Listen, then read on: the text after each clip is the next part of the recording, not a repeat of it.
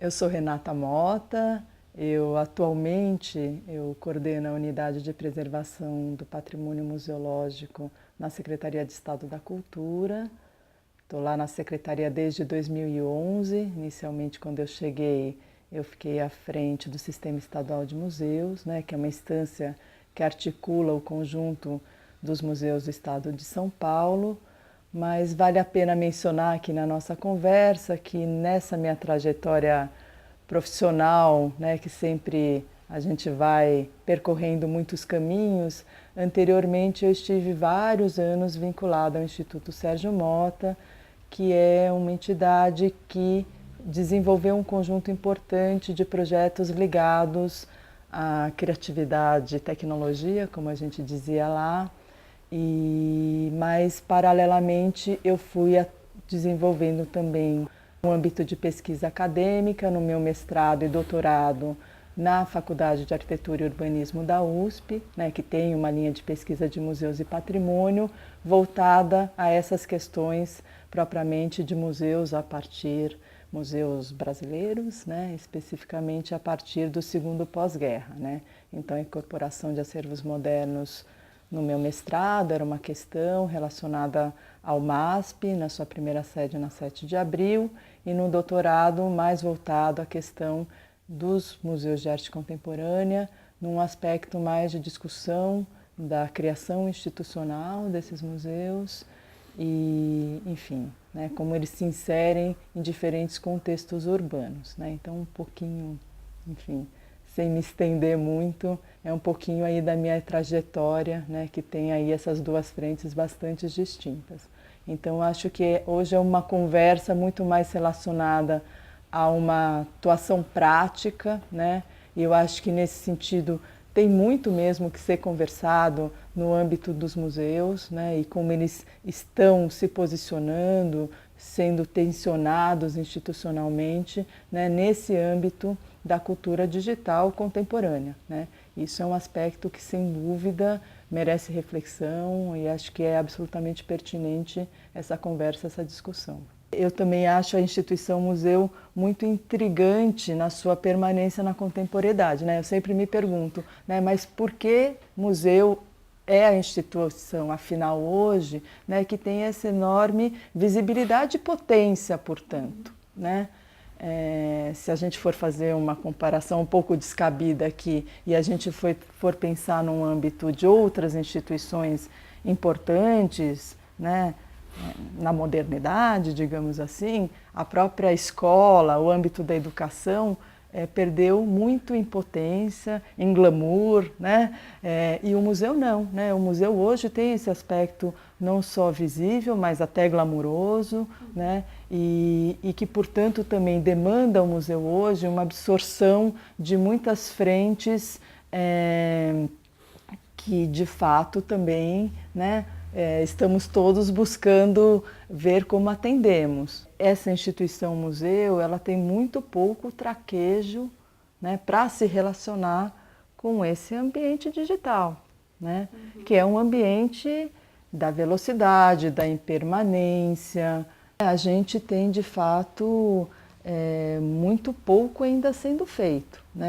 Basicamente, o que você observa em grande parte dos museus diz respeito a um uso de ferramentas muito básicas de divulgação institucional, mas mesmo outras possibilidades, seja no que diz respeito à gestão de informação da própria instituição, seja no que diz respeito a outras possibilidades bastante instigantes que têm surgido atualmente, como curadorias colaborativas, coisas que são muito interessantes como possibilidades de transformação e dar uma possibilidade real de que aconteça muito do que os museus estão bastante conscientes e demandados, que é uma perspectiva também de democratização, mas uma democratização com participação.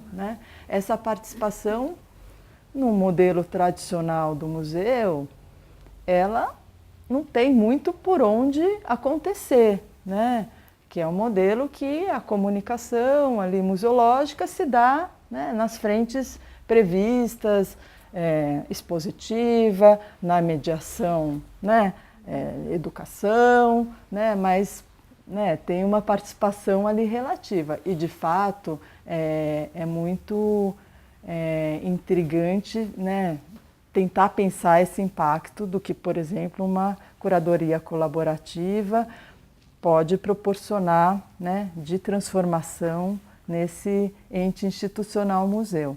Tem lá a página do Facebook do museu, mas como devemos nos comportar, né, qual, né, é mais do que a etiqueta ali, mas de fato, né, como a instituição se posiciona naquele espaço que de fato tem uma outra dinâmica, né, de interação, de transparência institucional, enfim, isso, né, força o museu de fato a se repensar, né? E agora, como eu brinco às vezes com alguns diretores de museus, Facebook é a pontinha da pontinha do iceberg, né? Então também eu acho que como desvelar, né, todas essas profundezas, né, que a cultura digital pressupõe na sua enorme mobilidade, né? Eu acho que eu sempre brinco com esses dias, vai falar, olha, não só é a pontinha do iceberg, como muito provavelmente o Facebook daqui talvez 2, 3, que seja 4, 5 anos, talvez nem exista mais como ferramenta disponível, né? E que essa migração constante faz parte da dinâmica, né, do ambiente digital, né? E, portanto, esse confronto com o sentido de permanência, de longa duração do museu, né, ele tem que se dar, né, e tem que ser objeto, né, de reflexão e não só de reação institucional, né, porque senão você só reage, né, mas não entende muito bem como o museu também pode estar colocado ali nesse ambiente, né, de forma consistente, de que forma que seja favorável à própria instituição. Você pensar, né, por exemplo, o âmbito de documentação do acervo, né, que tem todos os desafios, porque é um trabalho que nunca termina, que é um trabalho que não é visível, que, portanto, pressupõe sempre uma dificuldade de negociação de financiamento, de aporte de recursos. Por outro lado, né, quem pensa e trabalha em museu sabe que sem uma documentação, sem uma pesquisa sobre o acervo, né, isso faz com que o museu perca muito de potência, né, porque, e aí também um pouco quais são as fronteiras entre um museu, um centro cultural, enfim, né, onde que de fato o museu também, né, nesse seu enraizamento, né, ele também trouxe de sentido e de permanência para essa instituição, né, mas se por um lado é muito difícil mobilizar equipes, esforços, recursos, né, para um âmbito de documentação, né, e por vezes até, né, quando você discute ali internamente numa instituição, fala, mas qual é o sentido de tudo isso, enfim. Por outro lado, numa perspectiva de um banco de dados, né, na web, né, de documentação desse acervo, que possa ser disponibilizado para um público amplo, né, e talvez com uma possibilidade desse público amplo colaborar, né, com inteligência para ampliação, né, tornar as informações mais precisas, para criar ali recortes individuais que possam ser apropriados para cada um, isso não só dá um sentido maior para esse conjunto de informações que estão sendo ali, né, suadamente produzidas, mas também dá uma possibilidade de talvez você de fato avançar com maior celeridade na própria documentação, né? Eu falo isso para os documentadores, eles ficam horrorizados porque de fato, né, por outro lado, qual é a tradição disso dentro do museu? É pensar vocabulários controlados, né, toda uma estruturação dos campos de informação com toda a consistência, né, arrepia o cabelo, as inconsistências, né? Mas por outro lado, né, isso também todo esse universo importante de conhecimento, de reflexão que tem sido depositado nisso, que é legítimo, que tem que continuar, ele talvez possa sim se casar com esses processos colaborativos, né? De forma que também se possa se chegar em resultados não só mais visíveis para dar força para esse setor do museu tão importante, mas também para de fato fazer mais sentido, né, para a ponta, né, que é o que todos nós, né, estamos ali buscando atuar, né? E aí a gente vê muitos processos interessantes, né? Eu várias vezes cito um que eu acho, porque era tão bizarro, tão pontual, mas como se pode dar às vezes algumas propostas muito, às vezes marginais, mas que podem possibilitar engajamento, né, de público para esses museus, para esses conteúdos, para essas informações que os museus podem estar vindo a disponibilizar, né, e é um conteúdo impressionante, rico e interessante, né? Então o V&A, né, lá, Museu Britânico, super tradicional, né, importantíssimo, ele, na estruturação do seu banco de dados, né, na interface web, ele tinha que disponibilizar imagens do acervo, né, que para além das informações, dos campos de informações, sempre, né, a primeira entrada, né, é muitas vezes a própria imagem. E nesse processo, eles tinham lá as imagens, já todo um processo de fotografar o acervo muito adiantado. Eles pegaram esses arquivos das imagens, que eram retangulares, e tiveram que colocar num frame quadrado, porque era ali como o web design lá estava proposto. E isso foi automatizado, não foi feito um a um, né? O que significou que o recorte dessa imagem não ficou muito bom de vez em quando. E aí eles chamaram, ali meio escondidinho dentro do site do V&A, falando que quem quisesse colaborar com sugestões de novo recorte da imagem, para que isso pudesse, né, ficar não só mais interessante visualmente, mas também mais compreensível enquanto informação ali disponibilizada, as pessoas poderiam colaborar. Então você lá, preenche um formulário, cria um login e você propõe ali o novo recorte e isso, né, fica como uma contribuição sua para o banco de dados do V&A, né? O que é muito legal, quem, né, como nós somos área de museus, apaixonados, é falar, eu contribuí para o V&A, né? Tem um lado divertido. Mas mais do que isso, claro, é essa possibilidade de gerar interação, colaboração, né? E um sentido, claro, de uma apropriação institucional, né? Que é um pouco essa minha brincadeira, eu contribuí com o V&A, né? Que a gente pode ser também uma porta de entrada, né, para ampliação de acesso, né, desse contingente que ainda não está se relacionando com o museu ainda hoje. O âmbito da gestão, sem dúvida, é um enorme desafio, né? Gestão e também a própria, acho que ainda anterior da permanência, né, da própria informação, né?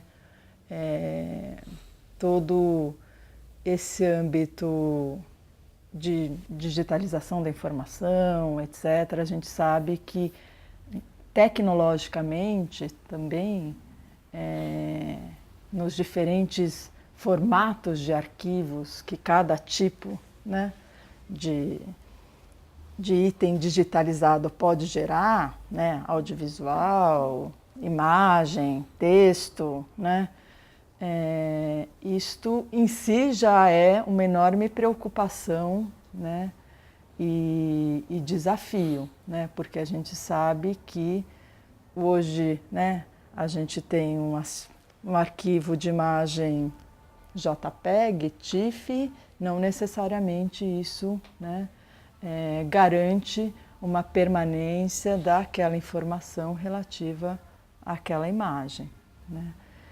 E isso pressupõe também uma pressão para a instituição, né, que é para além, né, de um trabalho permanente relativo aos seus acervos materiais, uma gestão também dessa informação digital, com equipes que, de forma geral, também não estão preparadas para isso, né? Então, para dizer, acho que tem o âmbito da gestão tecnológica, vamos assim dizer assim, que tem um enorme debate no mundo inteiro, né? Se fala muito em digitalização de acervo, né? Mas de fato há muito pouco de padronização de procedimentos, protocolos, né? Isso ainda me parece muitas vezes que é feito numa tentativa e erro, né? E às vezes gerando, né, retrabalhos enormes, né?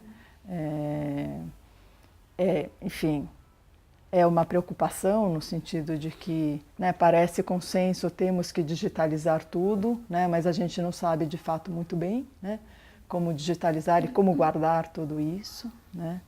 Isso gera uma pressão também no sentido de um investimento que tem que ser feito, né, também de uma infraestrutura tecnológica que dê conta, né, do armazenamento adequado, né? Isso também, né, no âmbito dos museus, a gente vê uma fragilidade muito grande, né?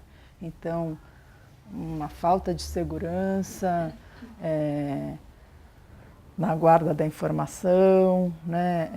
Uma vulnerabilidade no caso, né, de plataformas web, né? Então, isso também, né, eu acho que deve ser objeto de preocupação, porque também, em parte, em alguns museus a gente está falando de acervos, sim, valiosos, e se a gente está depositando nossas informações ali e achando que ninguém vai se interessar, né, em atacá-las e acessá-las, enfim, não pode ser dessa forma, né?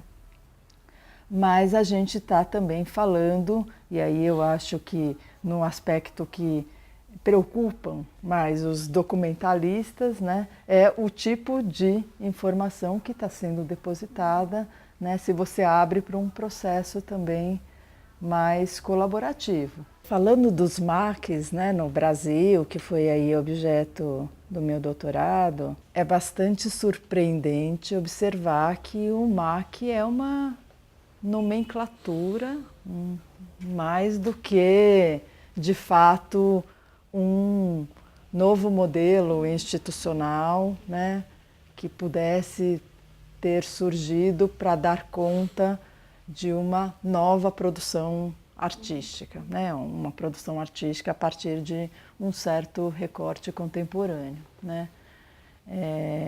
O primeiro MAC que surge é o MAC USP, em 63, que, né, muitos sabem da história, que assume, né, o nome Museu de Arte Contemporânea quase por acaso, né, a partir de uma cisão com o próprio Museu de Arte Moderna de São Paulo, né, cujo acervo é doado em grande parte para o MAC, e aí, por uma disputa que permanece ali naquele momento, né, este acervo depositado na universidade que gera um novo museu não poderia ser mais MAN, então, bom, o que vai ser? MAC, tá ótimo, né?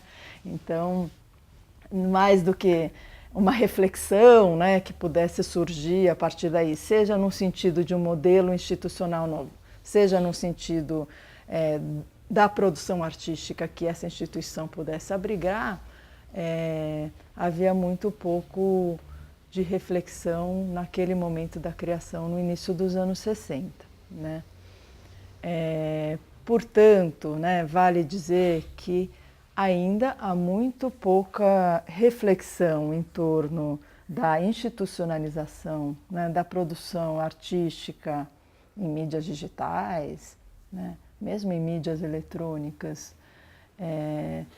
seja porque de fato, né, ainda há pouca incorporação dessa produção, né, e aí eu acho que vale uma reflexão e um alerta, né, de que há muito sendo produzido, né, a produção brasileira em mídias digitais, ela é hoje reconhecida internacionalmente, né?